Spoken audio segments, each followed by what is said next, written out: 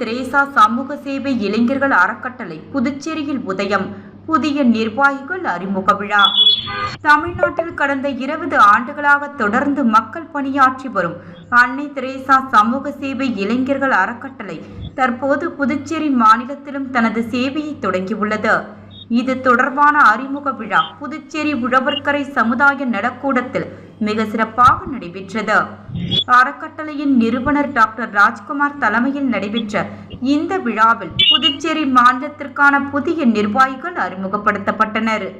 இந்நிகழ்வில் ஏராளமான பொதுமக்களும் சமூக ஆர்வலர்களும் கலந்து கொண்டு சிறப்பித்தனர். புதுச்சேரி மாநிலத்தின் செயல்பாடுகளை முன்னெடுத்து செல்ல நிர்வாகிகள் நியமிக்கப்பட்டுள்ளனர்.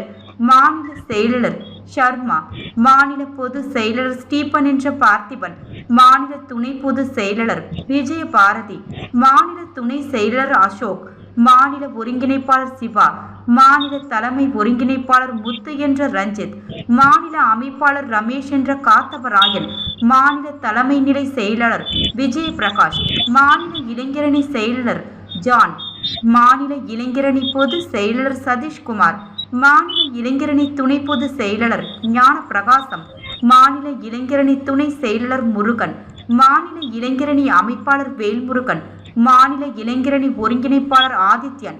இந்நிகழ்ச்சியில் உரையாற்றிய டாக்டர் ராஜ்குமார், அன்னை தெரேசாவின் தியாகமும் அன்பும் தான் இந்த அறக்கட்டளையின் அடிப்படை.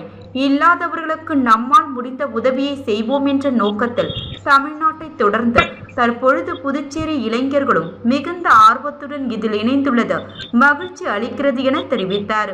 விழாவின் இறுதியில் புதிதாக பொறுப்பேற்ற நிர்வாகிகள் தங்களுக்கு இந்த வாய்ப்பினை வழங்கிய நிறுவனர் டாக்டர் ராஜ்குமார் மற்றும் தமிழ்நாடு மாநில பொறுப்பாளர்களுக்கும் தங்களது நன்றிகளை தெரிவித்துக் கொண்டனர்.